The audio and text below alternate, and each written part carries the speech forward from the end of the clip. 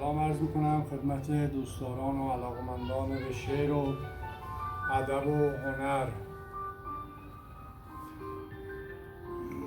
در خدمتتون هستم با یکی دیگه از اشعار محمدا، انتخابی از دیوان اشعار محمدا. متبرک میکنیم به نام و یاد و بوی مودت فی القربی.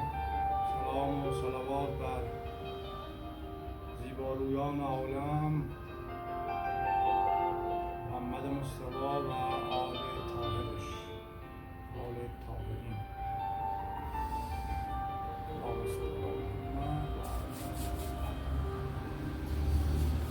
بوی گلاب و یاس و بسم الله. بله محمدا غوغا کرده است، تبانی بوده است، این چنین مرد زیبایی کجایی بوده است.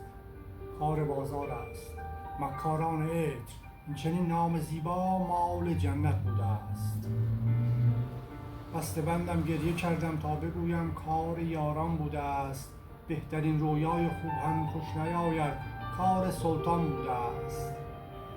مست یاری کار و باری این تجارت پرحاصل است. همچنان نوح کتک خواهد خورد ولی کشتی حاضر است.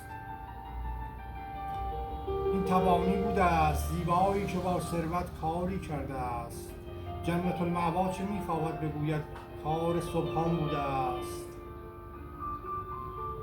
محمدا عید مستان میرسد، این دو شادی باز تبانی بوده است. سحر و شیادی ندارم، روی تو هدیه مهربانی بوده است. روی تو هدیه مهربانی بوده است. محمدا در تجارت هر چقدر هم قدرت حل المسائل داشتی،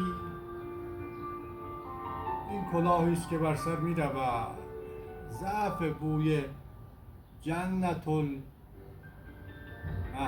همیشه داشتی. این کلاهی است که بر سر می رود. ضعف بوی جنت المهدی همیشه داشتی. سلام و صلوات